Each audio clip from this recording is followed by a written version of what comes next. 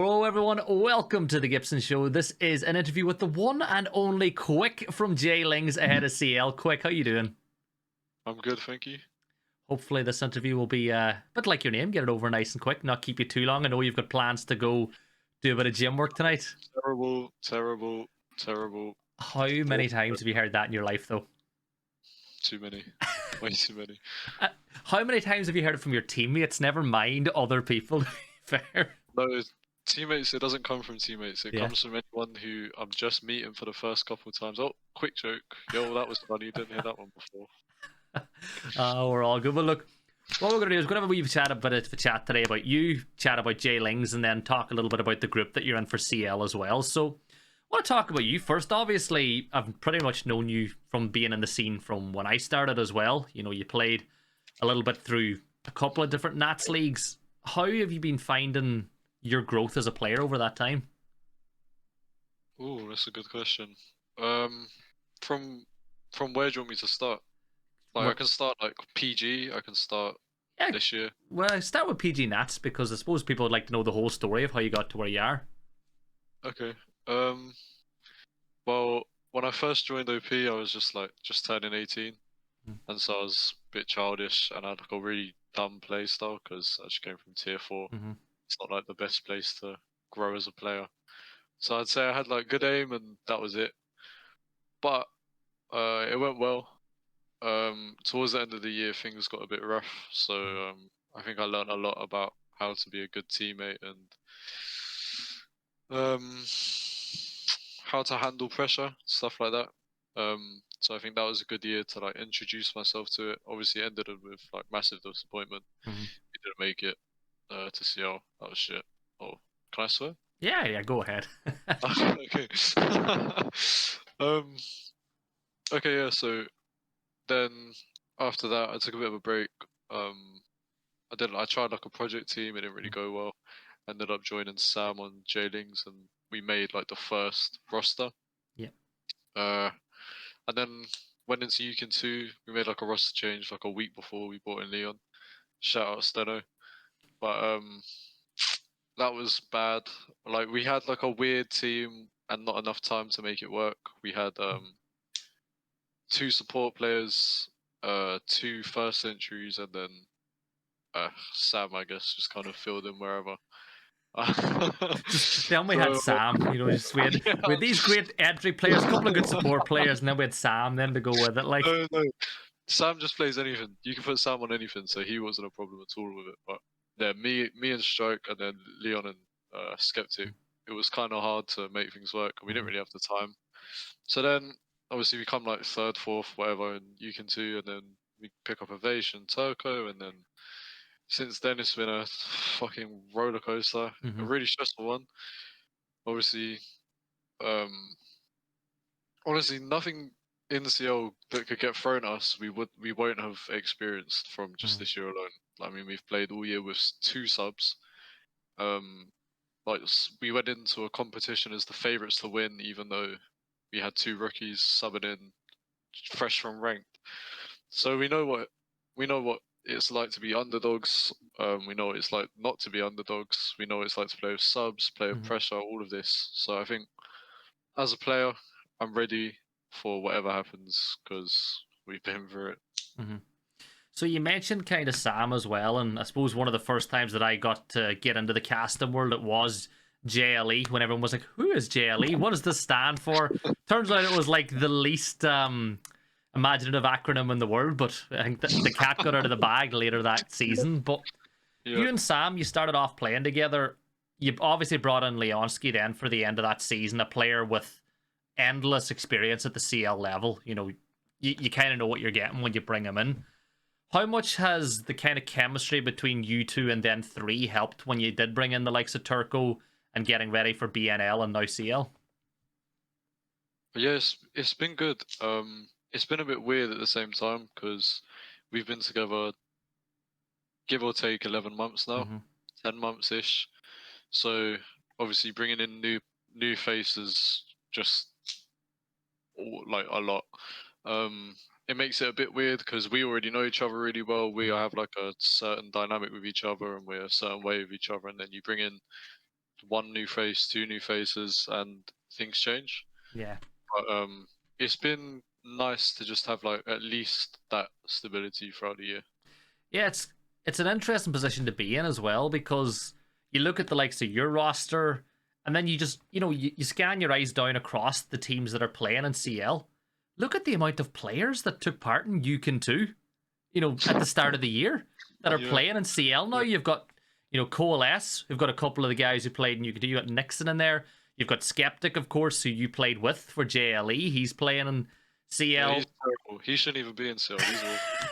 Terrible player. Worst I've ever played with, actually. Well, we'll give him a chance to have a say about that a little bit later. But are you interviewing him? Well, hopefully I get Skeptic on. Oh, okay.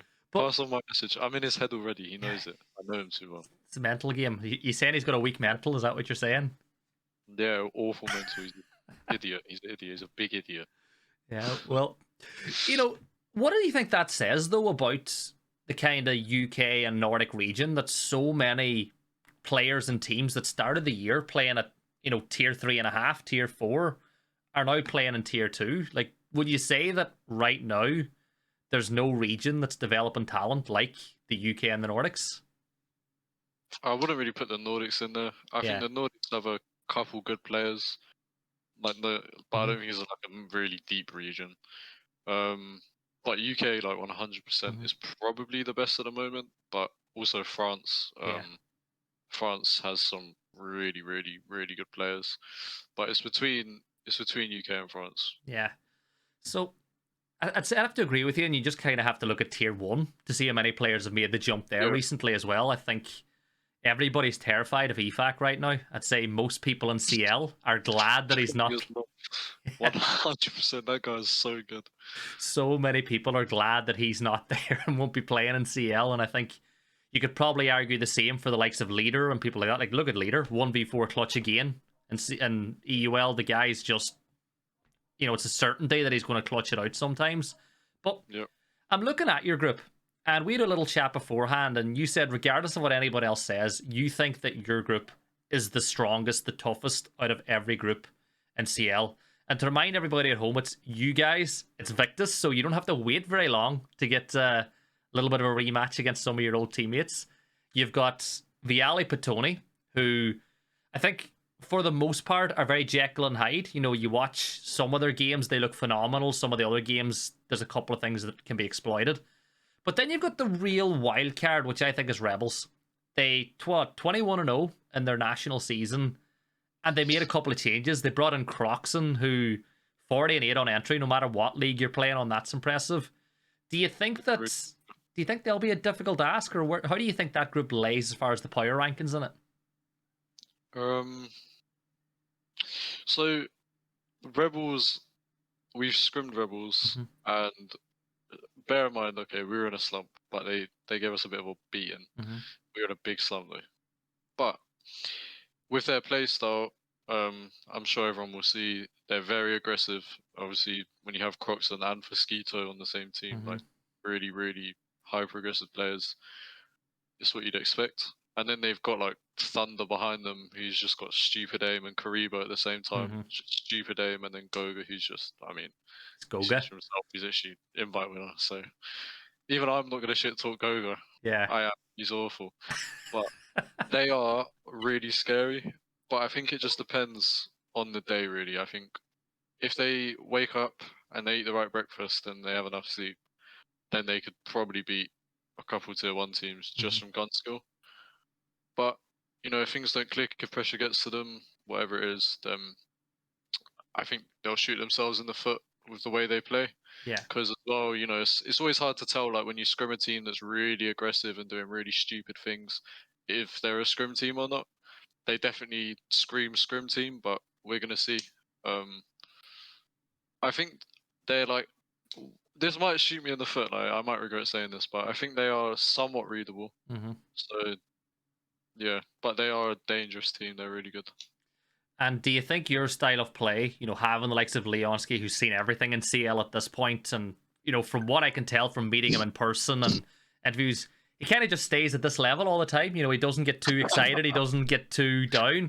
Do you think that kind of Uh, presence will help, or behind closed doors is he a little bit more excitable? I don't know really. I mean, he's got a lot of experience, but Mm, I don't think we need to be like grounded by him or anything. yeah. You know, at this point, he's not like our big brother or anything. He's just a friend and a teammate. Hmm. So I would say like maybe in like in the high pressure situations when you need a guy to calm everyone down, he can definitely do it. He's really good at that.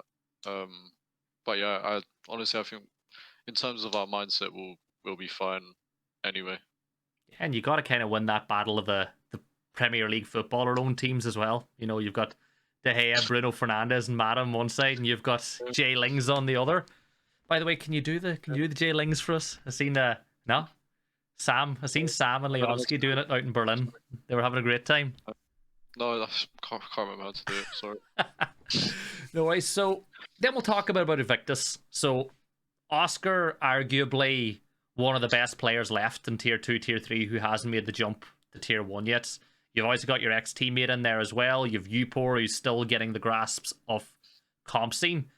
Much are you looking forward to actually playing them in a competitive game? Because the last time you played some of those guys, it was you can too. It's been a while since you played them in a properly full on competitive environment. Yep. Well, skeptic Adam, as I know him, knows that they have to change their playstyle or they'll lose to us Mhm. because he is the most predictable, boring idiot in tier 2. He 100% is in his own head about what I already know that he's going to do. Me and Adam live near each other. We Mhm. see each other all the time. We go to the gym. I know his mum, all of this. We're good friends. But I've been saying for weeks to him, you're fucked. You have no chance. Because I'm telling you, I can break down every single one of their little tricks that they take to just cheese rounds. I could make a Google Doc and I could sell it to rebels and the Russians and it would honestly make so much money. He has to change his play style or they're gonna lose. And honestly, we're you never know, like Mhm. we might just get smashed, but they're not comfortable against us. 100% they're not. Yeah. And for the rest of them, yeah, Oscar's alright, but he's got a massive ego, so I don't really want to feed it. But he's alright. Yupo, good friend, but he's also just a bit of an idiot. He can get kills and he can hold a flank drone, but if his aim's off, he's useless. Simple, really. And Nick, actually, we trialed Nick, Mhm. and he went 1-11. So not really worried about Nick. Sky is good. Sky is really good. Yeah. Can't say a bad word about him. Really like him. But if him and Oscar don't carry them, or Upo doesn't have a life game, then what else do they have? Honestly, they just have big performers, and if they get lucky, they'll beat us. But I don't Yeah. think they will. So basically, what you're saying is you guys are going to walk the group based on the confidence you're showing today. Well, I never said that we're good. I just said that everyone else is bad. So Well, it's going to be a fun one anyway. I think when you saw the groups, you probably did get a little bit excited looking at the teams you're going to play because I think to win CL overall, you're going to have to play some of those teams anyway. So it's a good judge.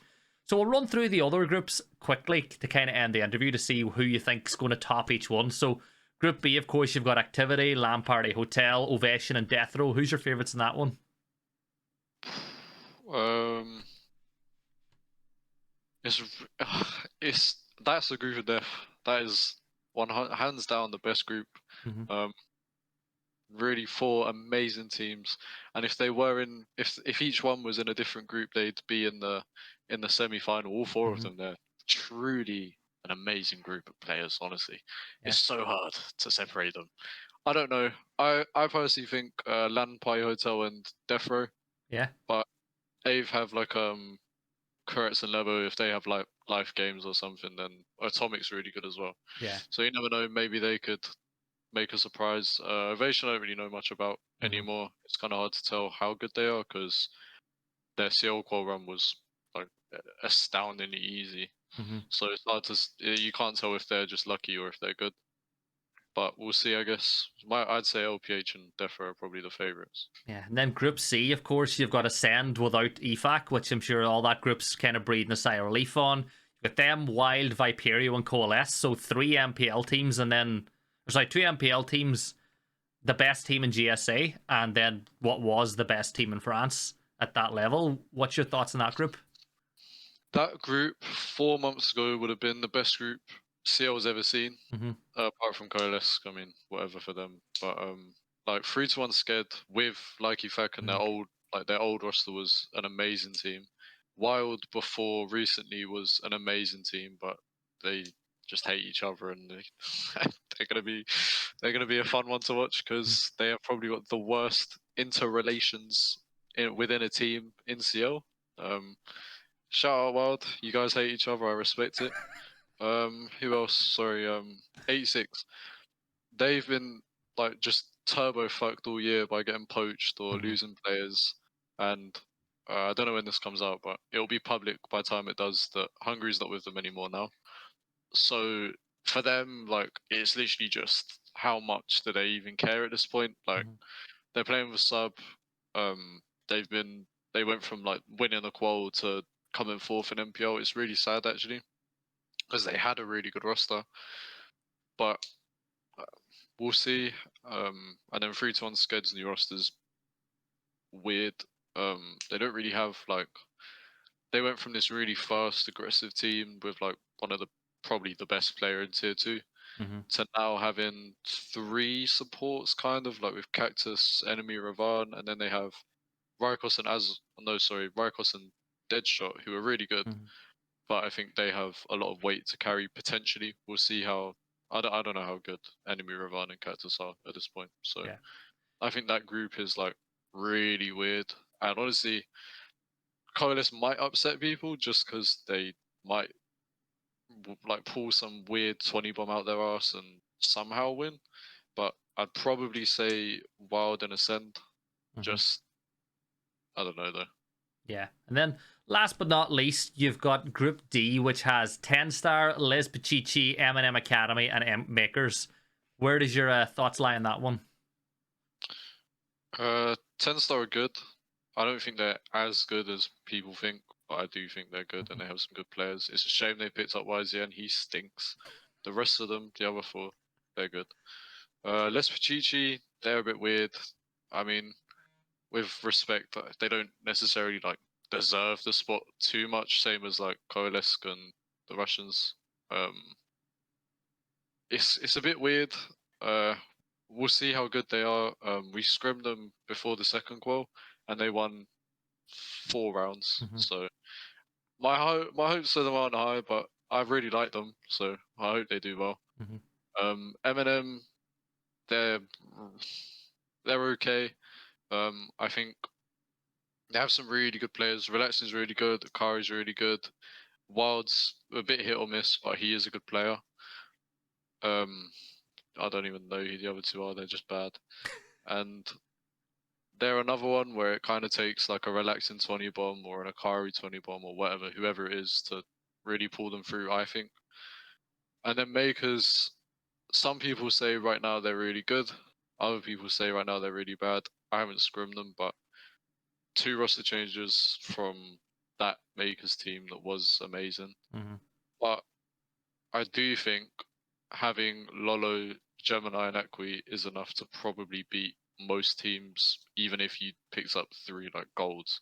Because especially Lolo is probably, I would say, for my money, he's the best player in tier 2 right now. I think if he was English, he'd be doing like effect numbers in EUL right now. He's really good. It's just about, can he carry the others? We'll see. I think it's about, can they find like that team dynamic that they used to have with their old roster?